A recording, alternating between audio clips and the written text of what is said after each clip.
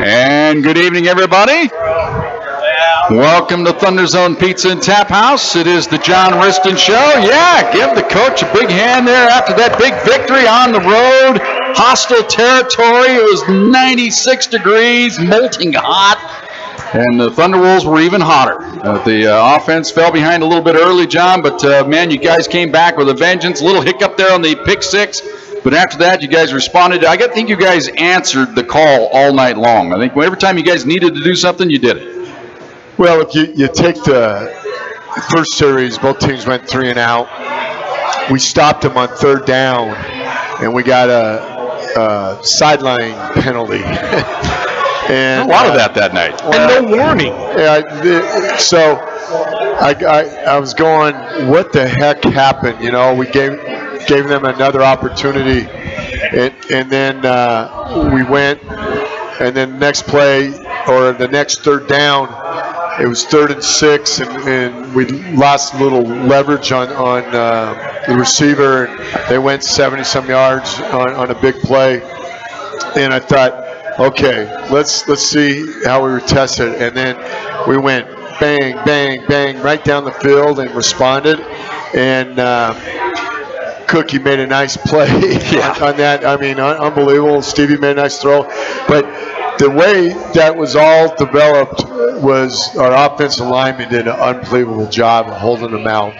And so he had enough time to see the crossers, and then everybody did their job. You know, the back leaked out, so the linebacker kind of sucked up on him, so he was able to create.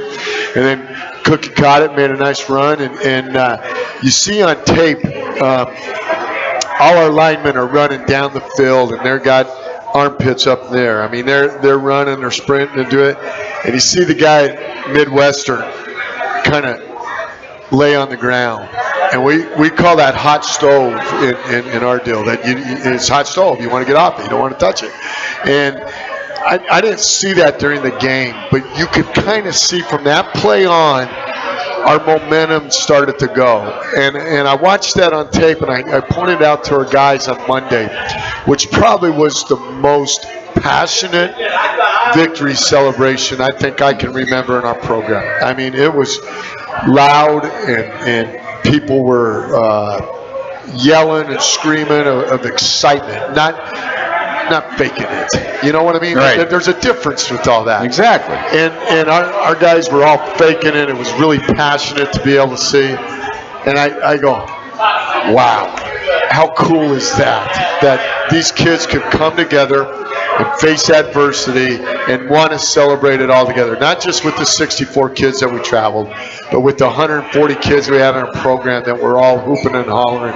So I just think that little scenario about your body language and how you competed and go, there was plenty of times in that game, but that could have gone either way, but we responded, and there wasn't any flinching. You know, you looked it in its eye, and you've heard me say this again, you just can't flinch. And so the other part of that was on that third down when the defense had to go back. The defense, okay, we're good. There was no bitching or complaining, and I think you had to go through that as a process. And our process is say, okay, we're going to take any and all challengers on, and even during the game, to manage the ebbs and flows of the game. And that was one of those opportunities. I went so far as to say, you know, we've been together a long time. I was going to say, one, that was the numbers were different and the names were different, but that was Pac football. And number two, that was the best first half of offensive football I've seen in 4, maybe 5 years. And you can't quantify it like that, but from the naked eye and as much football, Pac football, as I've seen that was the best 30 playing minutes of first half football I have seen in a long time. Well, I think obviously when you were able to produce and mount drives and be able to manage the third down situation, because we're 11-16 on third downs, and when you do that, I believe that's some of the keys to victory that we talk about on every Monday. And our defense held them to, I believe, 1 out of 11 or something to that sort, but they held them way below their percentages, and we've been on the other end of that. Right. And it's not a lot of fun in the operating that. But the key was, I kind of felt this through our fall camp, and I was telling somebody, I go, God, we're throwing and catching the ball better than we ever have. And then I was worried about maybe it was against our defense, and I didn't know whether our defense was pretty good. Always worry about that, right? And so you were worried at both sides. And then you saw them compete against everybody else, and we really defended the pass well, except for 3 passes. I think, and I think we learned a little something about who we have to be. But the most impressive part of not only what our offense did, but I believe our defense and our corners and our safeties tackled better than I've seen them tackle in a long time. They were going up and being physical, and they made one-on-one tackles, and it was absolutely very, very impressive for our kids to be able to demonstrate that. Well, in a victory like this, so much to talk about, but it always starts at the top with the quarterback. And let me just say, I am so glad, Joe, that I was the one that promoted Stephen Crow. I've been talking about it all summer long. Why is there even a discussion about this? Oh, wait a minute. I was the one that didn't think he should be the starter, right? You just were. You were hesitant. But that's the word I will use. You weren't out. You were just hesitant. But man, oh man, John, you gave him the reins. You explained why you did give him the reins, and man, you talk about night and day compared to last year. I thought the key plays of the game, John, were with his legs. That's what's got the defense. Joe, you mentioned on the well-placed. Got him. He ran when he had to, and when he ran with authority, and it just the leadership quality you talked about. I mean, he is just the evolution of a guy from a freshman out there running around. Oh man, and this year he was in complete control of himself. Stevie's a competitor, and you saw it. And he's also got some athletic ability, which really helps. And he demonstrated that with his, not only with the way he was throwing the ball, but a command of the huddle, except a little bit in the second half. But the delay games, we'll give him a pass here. We talked to Wilk about that after the game. Well, it wasn't so much.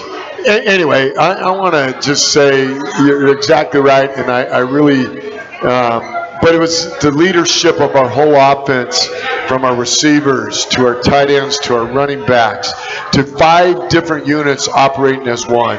So when our 5 different units operate as one, you got a chance to be very successful, and that's kind of been our theme on offense. And those guys have attacked it and done it. And they've had great leadership with Wilk, and Braley Brown is coming in and added a lot to what we're doing with the passing game.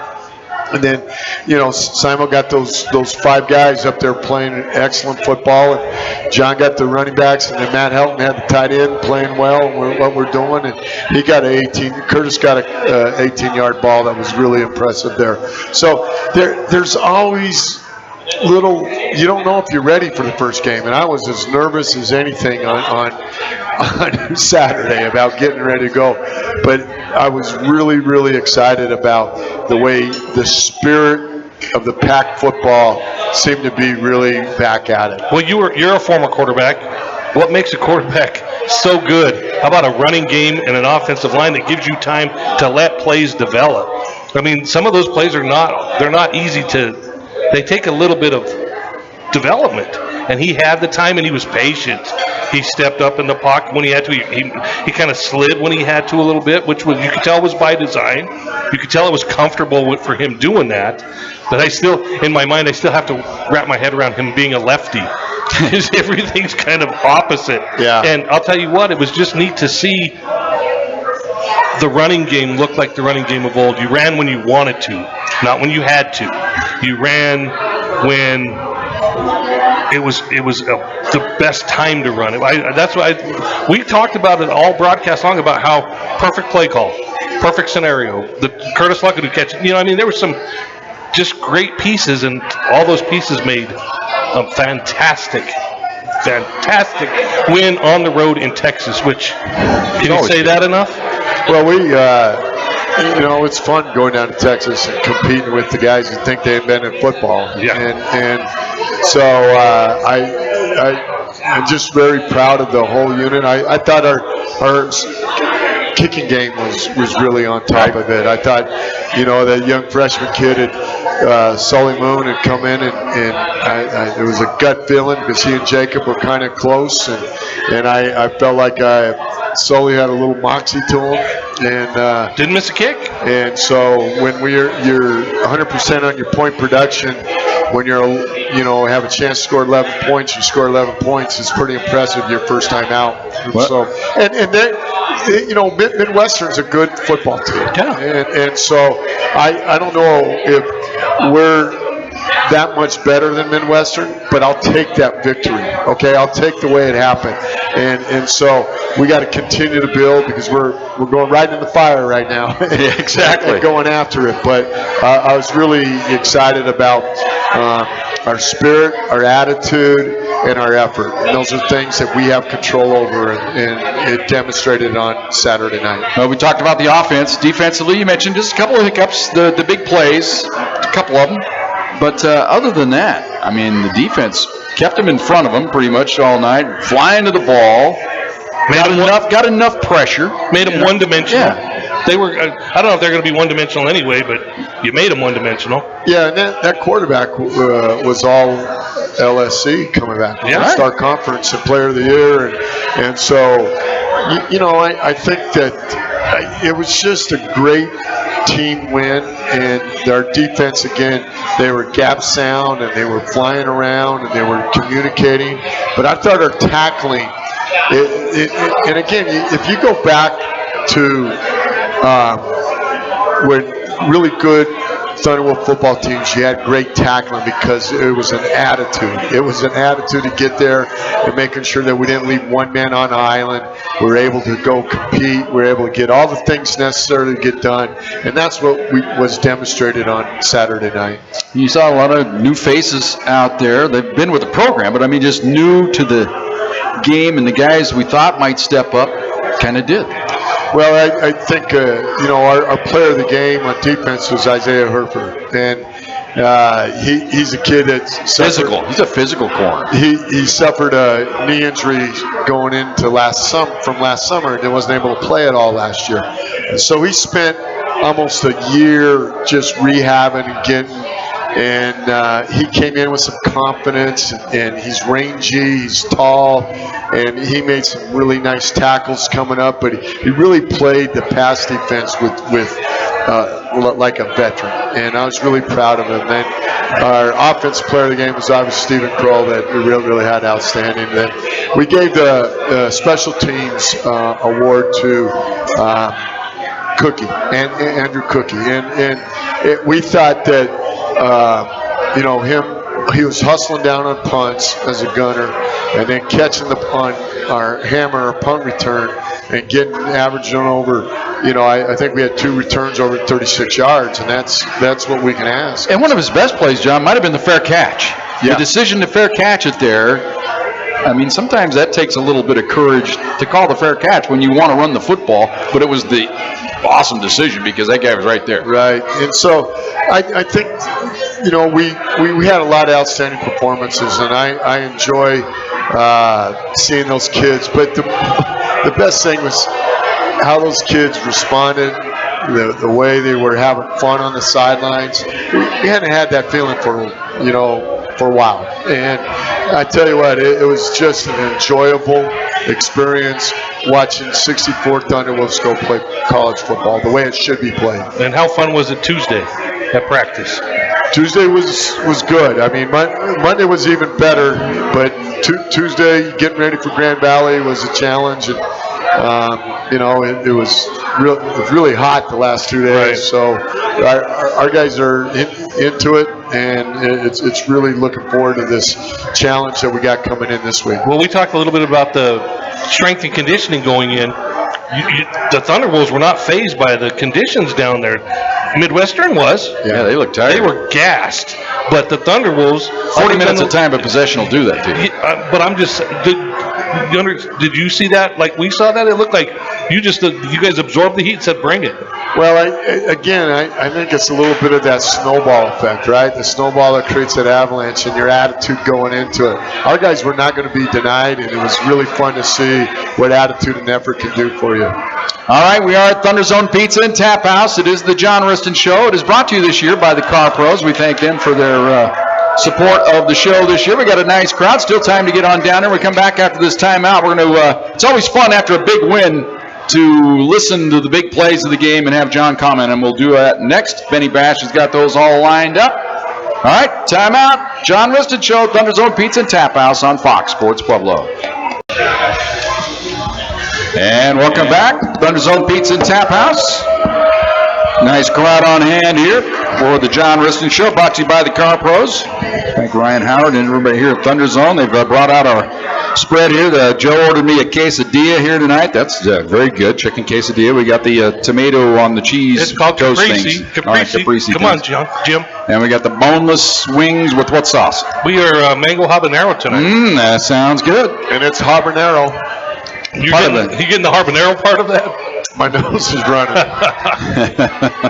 Yeah, the quesadilla's got a little extra in there as well. That was it was pleasant though. It was nice. Every year they say the Pueblo chilies are hotter this year.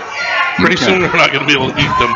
Exactly, just be instant flame going in. Well, John, we got a lot of plays to get to. Without further ado, first I should remind our listeners, we've already got a couple questions. If you want to get a question for our next segment, 719-671-7574. That's 719-671-7574. You can text a question to the coach.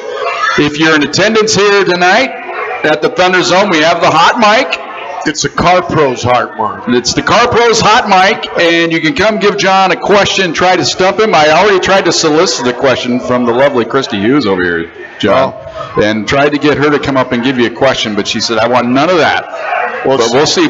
I'll see if she breaks down and comes over to give you a question. She's afraid she'd stump you on the air. Oh, yeah? Yeah, so that's just a challenge going out right there. But anybody else that has one, Rock, if you have a question over there. Rock, you got a question? Yeah, he's thinking about it. I thought they could make Rock bark on command there. He wants to know where his burger is. Rock, do you have a question? Where's my burger? Okay, they're not listening to us out there. They always listen to the show afterwards when I put the copy on there. There we go. Okay, Rock, do you have a question for Coach Wristen?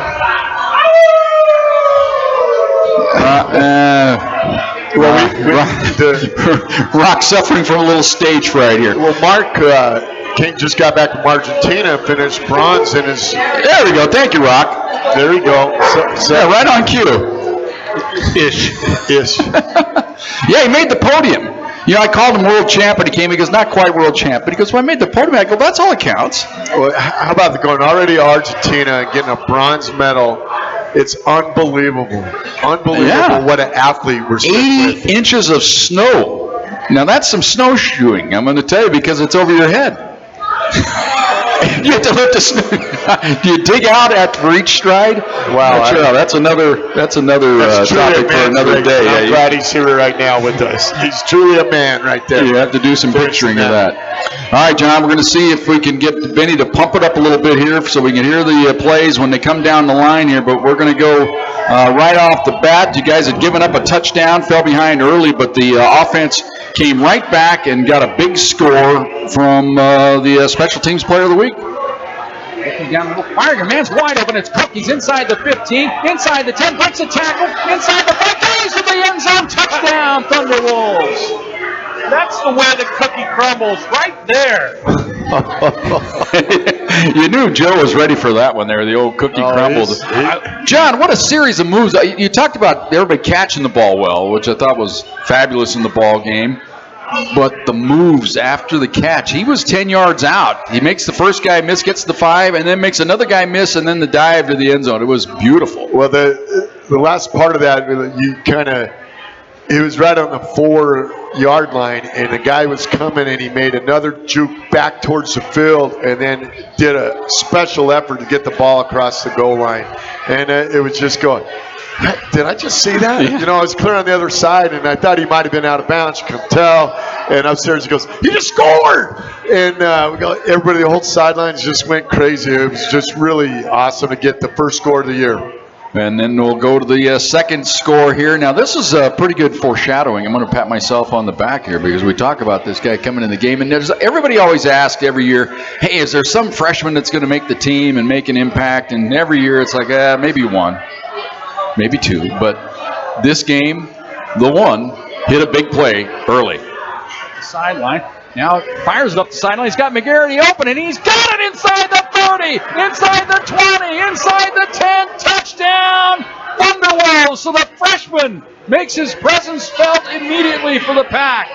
Look at that lefty chuck it, Jim. That was an amazing throw. As Joe kind of said on the air a little bit later, it kind of threw him open. You know, he had to be patient, and McGarity had started on the left side of the formation, went across in motion. So usually when you have a man in motion, that's kind of to hope you get a secondary type DB on him. When you got a guy with speed like that, is that the reason you put him in motion? Hope you get maybe the nickel back that'll take him, or a linebacker? We snapped the ball when he was number 3, and the other 2 kind of rubbed, and he came down the sidelines, and Stevie saw it, and I was saying, there's Max, and I'm looking at it, and then all of a sudden Dorian's running by me, and he's catching the ball, and he just goes. It was perfect, and Stevie held it because the line did a great job of protecting, and the backs did a great job doing what they're supposed to. But I do have to say there was a warning, and I was actually really, you can see on film, I was exploding down the sidelines with him. I mean, really running fast. And I go, oh, did I just cost us? I just go. And I was in the area I was supposed to. The official came in and ran into me.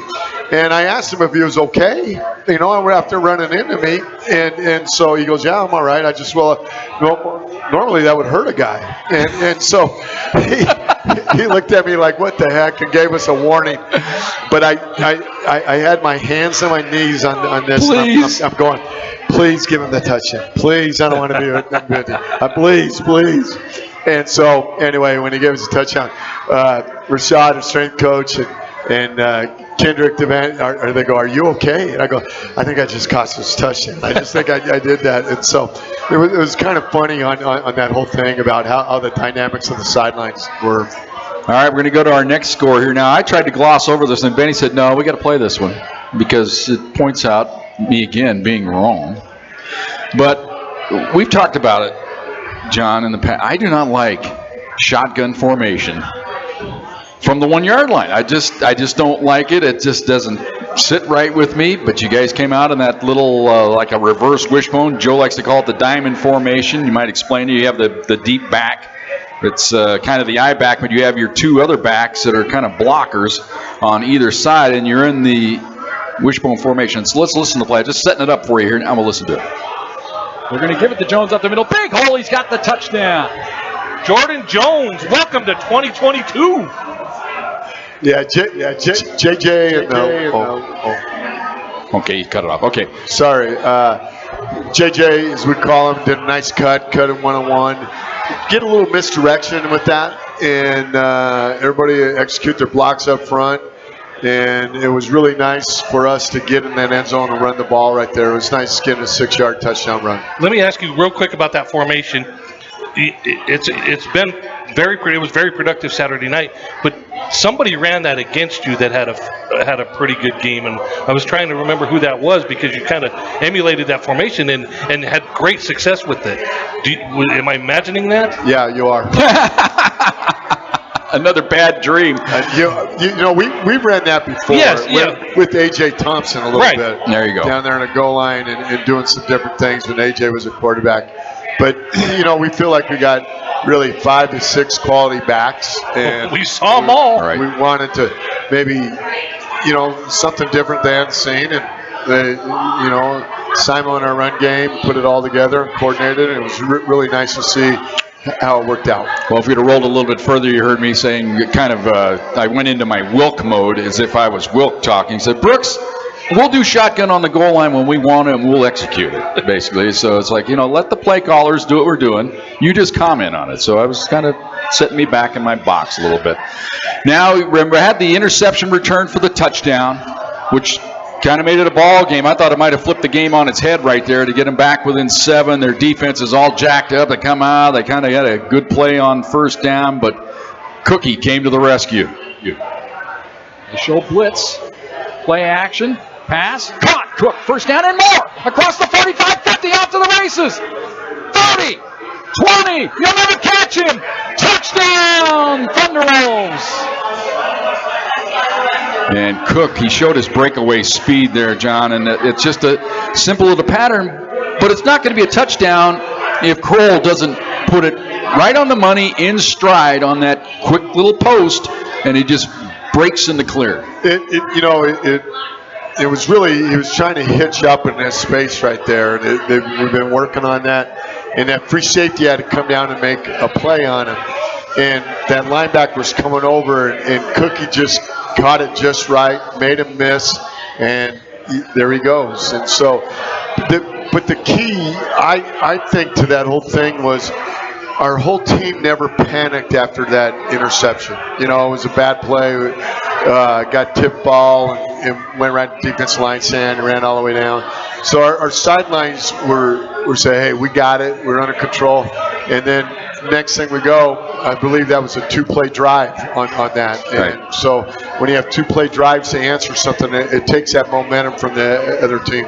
All right, we got a little bit of time here. We're going to try to squeeze a couple more in here because we want to do this back. Now, Austin Bacher and Mariano Kemp this week switched numbers. So when I printed my roster off, I hadn't made the change. Then you made the change, so I had to explain I go, no, Joe, the numbers are wrong. I know they've changed them, but we still wanted to verify it because they're similar. But as the game went on, you figured out, you know what? Austin Bacher's a little bit bigger, and he's a little bit faster, and he scores here. Back up tight end. They give it to Bach up the middle. Puts his head down. Lumbers into the end zone. Touchdown. Welcome to the pack, Austin Bach. And he is a different dude, John. He came out of San Bernardino Junior College, or yes. I think it is. And so he's a junior eligibility-wise. But man, oh man, makes you wonder if some people missed on this guy out there in California. You were able to snag him to get him to your ball club, and he's probably your third or fourth back, maybe. But man, that guy could be starting for 8 other teams in the RMAC. I can tell you that. I don't think we have a third or fourth back. I think we have 5 number ones. And I think to the kids' credit is Austin really, 32 was really important to him, the number. And Mariano had worn that. And that's how, so that's the origin of the change. And unselfish that Austin came to him and said, hey, would you mind if I wore 32? And I said, well, as long as you work it out with Mariano. And so they worked it out. But that's kind of the attitude of this team, and I'm really proud of that.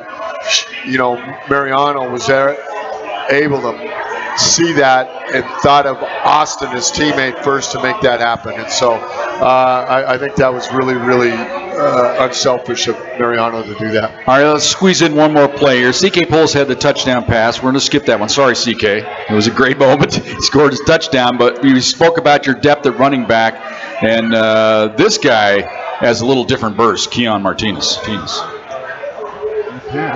Oh my, flat caught. Oh my. 10-5, touchdown, Thunderwolves. Oh my, that's why you don't think Martinez just runs to the house. Yeah, Joe and I are having a little mini argument there, John, in the booth. I'm going, well, kick the field goal. And Joe goes, no, you don't kick the field goal. You're up. I go, no, let's work. Let's kick the field goal, put you up 21. Joe says, no, we're going to go for it. And you guys went for it, and you had the perfect play. I mentioned you in the past, this used to be the J.B. Matthews special. And you got a guy like Keon Martinez, and this guy can fly. Yeah, it was a nice thing. They tried to all-out blitz, and they didn't peel anybody for the back, and that's why it was so wide open. And Stevie read it, got it to him. And again, another great pass. And the recognition. But the thing is that's one of the hardest passes to throw is a swing pass out of the backfield to a back. You think it's easy, it's not. But when you're able to complete that and see that guy run down the sidelines, I mean, you saw Leslie Richardson ran off the sidelines because they've been friends since then, and Leslie was all celebrating the whole sidelines. Keon's going to really make us better. Austin Bach was making us better. But Nick Bingham does all the dirty work, and he's been awesome. But Mariano Camp is absolutely a stud in this whole program, and I appreciate all those backs. And Jordan Jones is no slouch either. So. Well, running backs, they're all going to get a chance as the year goes on. This is the battle of attrition at times. They're going to have a leg or a hamstring pull or dinged up a little bit, so you're all going to get action, so it's nice to have that depth. Okay, we hope you enjoyed our plays of the game right there. Thank Benny Bash for compiling those and playing those for us. we come back after this timeout, we're going to take your questions. Got 2 or 3 lined up again. If you've got a question for John, 719-671-7574, 719-671-7574. We've also got the hot mic. John would love to hear from anybody here in the audience. Come on up. Don't be afraid of the hot mic. And you might get a reward. We got extra quesadilla here for you if you're extra hungry. Maybe that'll be your reward. We can make sure we call it the Car Pro hot mic. That is the Car Pros hot mic. Thank you, John. All right, I'll remember that. All right, timeout coming up. We'll come back with your questions right after this. The Car Pros John Wristen Show from ThunderZone Pizza and Tap House on Fox Sports Pueblo. Fox Sports Pueblo, 1350. This is the John Wristen Show. Let's join the voices of the pack, Jim Brooks and Joe Cervi, along with CSU Pueblo Thunderwolves head coach, John Wristen. And welcome back. ThunderZone Pizza and Tap House, John Wristen Show, brought to you by the Car Pros. And then we're coming to John's, I think it's this John's favorite segment. It's the question and answer period. And I like to hear questions from the crowd. Yeah, we got the hot mic. Anybody got a question in attendance here on the Car Pros hot mic? Anybody? The Car Pros hot mic needs somebody to come ask John a question. All right. They're really jumping for. Yeah, I know. They're afraid. For joy. You're intimidating, John. Yeah. Chrissy over there said she's going to come over and stump you. Okay. No, she says, oh, no, she doesn't want to do that. All right. Objection, she says. Yeah. She's an attorney, right, or a paralegal or something like that, so doesn't want to get in trouble. Uncle Charlie checking in here. And I don't know, we got to give Uncle Charlie a lesson again. It's called the iHeart Radio app. He said he couldn't find the game on the air. We've only been on iHeart for the entire duration of Thunderwolves football, so that's up to you guys to send Uncle Charlie the iHeart Radio app so he can listen to the ball game. And he lives in Texas, right? Right. Well, that kind of explains a lot there. Yeah, he could have drove to the game. He could have. That's my point. He's got more. Uncle Charlie could be like our third man in the booth. He doesn't really have a question. He just has some observations. Well, before you give it up to the fans who made the trip. Oh, they worked. They basically melted. Yeah. For about the first hour and a half of that game. That was a tremendous Thunderwolf crowd that sat in that heat the first half, and it was hot down there. And they stayed there and cheered the Thunderwolves on. It was really kind of cool. He kind of he of course he says, well, I have read, because he didn't listen to the game. Plus, I put a copy of the game. There's a copy of the game on you. You can listen to the entire game. You can listen to all the scoring. I kind of do all those things for everybody. Uncle Charlie needs a lesson here. He wants to know you're hitting on all cylinders. He read this because he didn't listen to the game. He said our new quarterback had quite the debut, he heard. He wants to have the quick scouting report on Grand Valley. What are we up against? They're only the number 4th ranked team in the country, depending on the poll, John. And we all know what happened last year. They got all 5 of their skill people back. Thought it'd be just a walk in the park on the red out at the ThunderZone, hadn't it?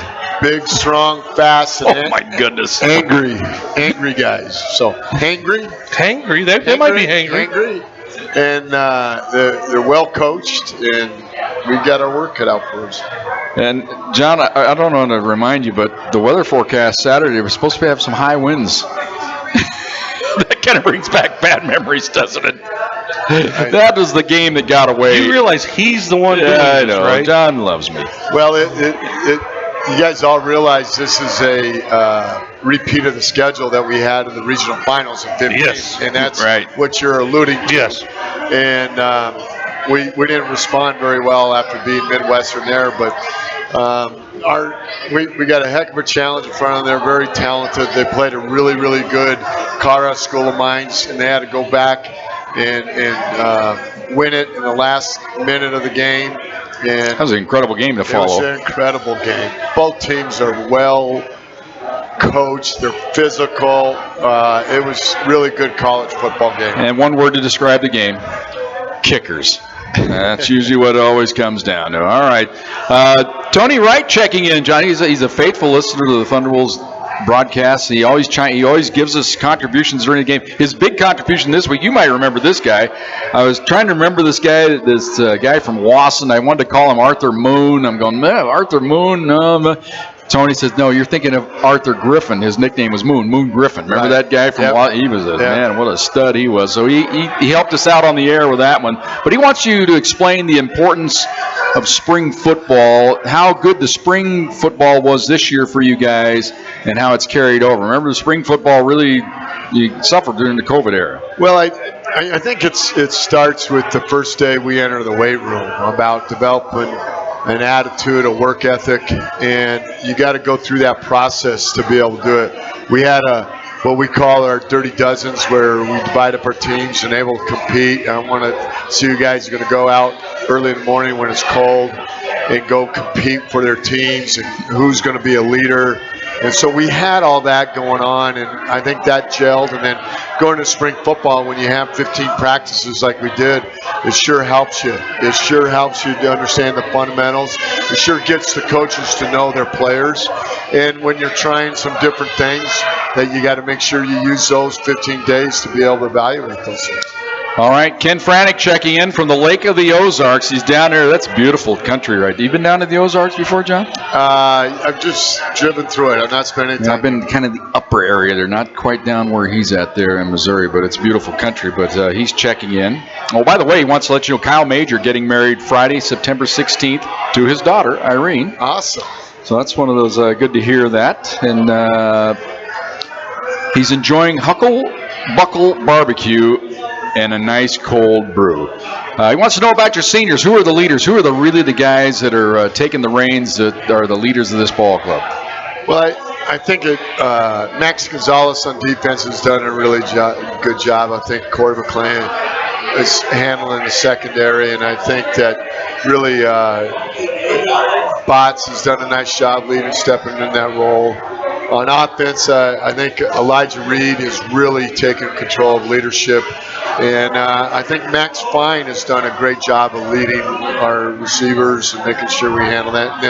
And Nick Bingham's a steady Eddie, great leader on our offense. And so we have a great nucleus of guys that I bring in. We meet and we talk about the inner circle and have a couple younger guys that understand it. But more importantly, it's about their togetherness, for their oneness, to be able to go conquer what they want to go conquer. And that's what I feel these guys have developed and understand. All right, Listener 6 checking in. 2 weeks in a row for Listener 6. Is there a difference the way you prepare for Grand Valley this Saturday as opposed to last season? And also, has anybody tried the Oh My God calzone yet? It is awesome. All right, so a couple of people are having it over here at the table here tonight. So Listener 6, the calzone is very popular. Thank you. Yes. All right, preparation for Grand Valley, different this year than last year? Well, last year they didn't play a game, so we didn't get any tape on it. We had played Commerce a little bit. So now we got an idea of what their team looks like and what they're going to do. So, yes, in that. But I think Grand Valley, they've had 10 days off, and they've had an extra practice to get ready for us. For me and our program, that was a physical goal for us, and it was hot down there. And so I wanted to make sure we get our legs back. So I did cut practice down a little bit, just so I want our kids to go play fast. It's not trying to win Tuesday or Wednesday or Thursday.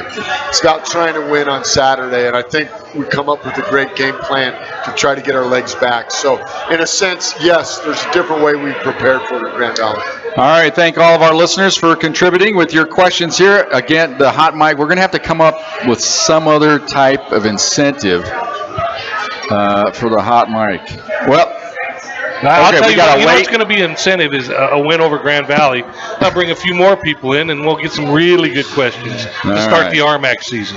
Okay, exactly. All right, we're going to come back after this timeout. We are going to preview. Wait, we got the hot mic. We're ready. We got a list. I got to figure out which. Okay, go ahead. There you go. Hot mic ready. Is there any change in the offensive strategy when you near the end of the fourth quarter to avoid running up the score on the other team? Well, no. I mean, we want to.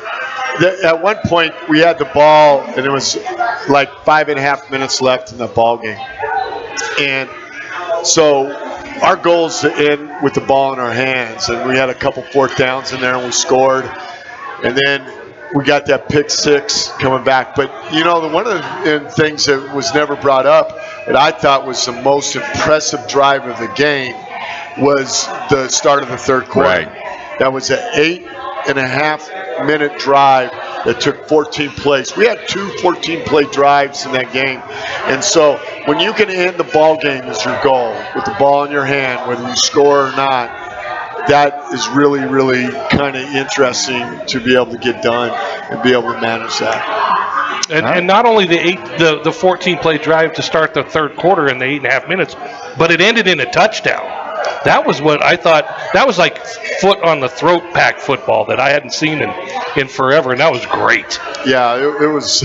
It was great. It was great. And then we get to pick six 2 plays later, and you scored 14 points in the last minute of the game that you never thought was going to happen, and it happens and makes that score look a little bit out of control.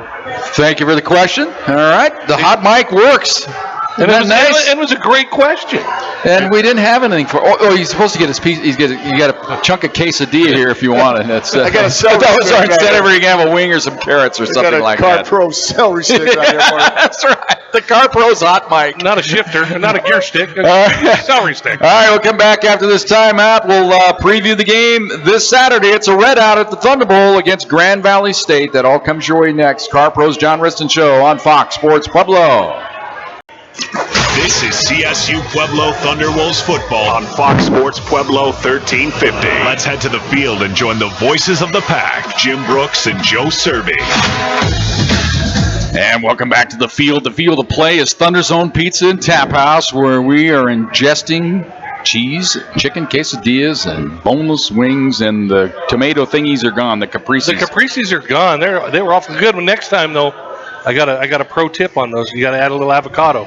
Ooh, so next week and substitute the bread for avocado. Yes. Oh, so you're trying to dial Joe back a little bit. I got you. All right, cool. All right, John. Is it ingesting or digesting?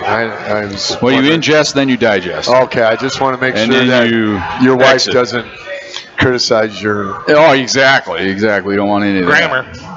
Well, I feel a little better this week. How do you feel after last week? It was a little rugged. Yeah, the first time we ate was Saturday at midnight.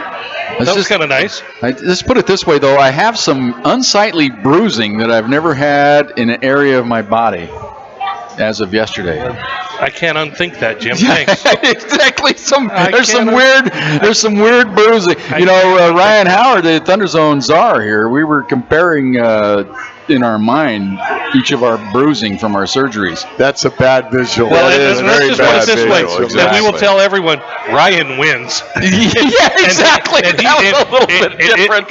He's not. It's not hold my beer. It's hold my brewery. He wins. Exactly.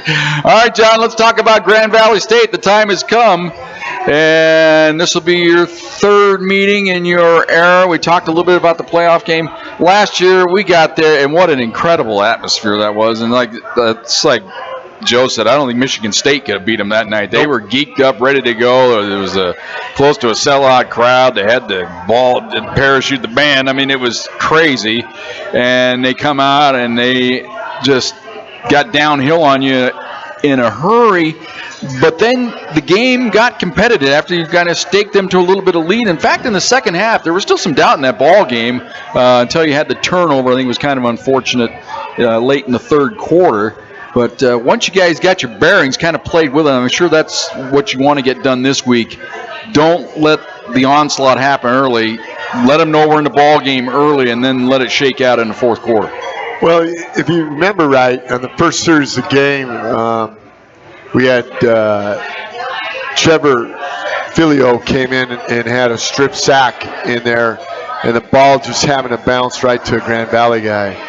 And then it's 3rd and 17, and their quarterback goes and he scrambles and goes almost 25 yards. And so he made some plays, and they finish the drive, and then we go 3 and out, and Justin Dwinnell hits a hell of a punt and out punts his coverage, and we miss the tackle, and the kid goes 75 yards. So we're down 14-0, and that crowd just kind of took it over and be able to go and make things, it made things worse, and we're crawling uphill. And that was Stevie's first start. And you go in that hostile environment. We didn't play very well. We on a physical side of offense and defense. I thought we played well enough. We scored a defensive touchdown to make it a different ball game, and we did some good things there. But we gotta. We're a different team. We're a different team with a great attitude of going to work. Now, I'm just telling you, this program's never beat Grand Valley. Never beat Grand Valley. We played them in the playoffs. We played them in the regular season, and we're 0-3. And in 15, we played Midwestern for the right to play in the regional championship to play Grand Valley. We had them here. We came up, and I thought they had a national championship team, and that was Matt Judon, wasn't it? Oh, that was Matt Judon, and their quarterback. You had that long hair that really played well. And, Sunshine. And reminded of Trevor Lawrence, didn't he? Yeah, and then they go to Shepherd and lose in the semifinal game, and I never thought I thought Grand Valley for sure was going to win that. But what does it mean for 2022 about this game? I think it sets up. You're going to have two really good college football teams. Matt Mitchell is a hell of a coach. He gets things organized. He does things right. They have a lot of respect for the way they run their program. They're big, strong, physical. It might be the most physical front seven we're going to see on defense. Their offensive line is big and strong. They got a running back that hits downhill. Their quarterback can run, and he throws, I think, really a pretty decent deep ball, and we're able to go, and we got to be able to handle all that. Yeah, we're talking about the quarterback, Cade Peterson. He's back. Tariq Reed. The running back, the tight end, Jake Slager, he's an animal too. You got to try to figure out how to handle him. There are three skilled guys, Walker and Miller and John. I mean, they're all back. You see a lot of turnover on their ball club this year from a year ago, but all the important guys seem to be back. And then you look up and down their program, John. They don't bring anybody. They got one contributor, I think, through the transfer portal. He's a hometown kid, and he's stepped right into the offensive front. I think the name's escaping me, but he's the only guy I see really of any significance. So they do it. They home grow their talent. Nobody plays as a freshman. They, that must be a heck of a scout game they play when those guys practice and get it, because they're honed once they get ready and get into the game. You don't see a lot of redshirt freshmen even playing in the lineup. They've got a few sprinkled in, but man, when they get ready, they are experienced. And I think they play in the league with the national championship Ferris State. Ferris State has kind of had their number, and I think they're gearing up to make a run. I know they're gearing up to make a run to go play for national championship, and it's important for Grand Valley to play a schedule like we're playing, and that's why they played a really solid Colorado School of Mines team, and now they're playing us, and it's going to be an interesting Saturday night. Well, you got a red out, so your message to the fans here, a final commentary about the ball game. Give the message to the fans. What do you want to see on Saturday night? Well, number one, I think these kids need all the support that everybody can bring. I know it's not always going to be perfect. We got to manage the ebbs and flows of the game, but our crowd has to manage the ebbs and flows. They have to go and be supportive. We got to make sure that we give it all to these kids so they feel some momentum. Number two, let's go celebrate a great Saturday college football here in Pueblo, Colorado. And we do that by coming early, staying late, enjoying it. And three, I hope there's one hell of a show going on. And I think our Thunderwolf team this year in 22 is going to go give it their all. And that's all we could ever ask them. We're going to put our head down, making sure we manage this thing and go to work for 60 minutes. All right, we're looking forward to it. It's going to cool off a little bit. We got a little cold front coming in on Friday, going to cool things down. So it should be just a perfect day for football on Saturday night. We'll have the ball game for you here on Fox Sports Pueblo. 5:30 with the pregame show. The kickoff is at 6 o'clock for the Lakers of Grand Valley State taking on your Thunderwolves. And it's a red out special. Wear your red. I think the first 500 students that come to the ball game get a free T-shirt, so that's always incentive, and they'll be rocking and rolling over there across the field. All right, special thanks to everybody involved with the Car Pros John Wristen Show. Of course, it is the Car Pros, the Nardinis. Ryan Howard, everybody here at ThunderZone Pizza and Tap House. Joe Cervi, my partner. Andres Madrid now, the new SID dude. So he gave us some help this week. Of course, taking over in an interim basis. We'll see if he earns the job. We hope he does. And he did everything we could ask for this week. The head coach is John Wristen. My name is Jim Brooks. Benny Bash, been our producer and engineer tonight of the John Wristen Show. Until we talk to you on Saturday night from the Thunder Bowl, for Joe Cervi, for Benny Bash, this is Jim Brooks, and for the coach, John Wristen. Good night, everybody. Go Pack!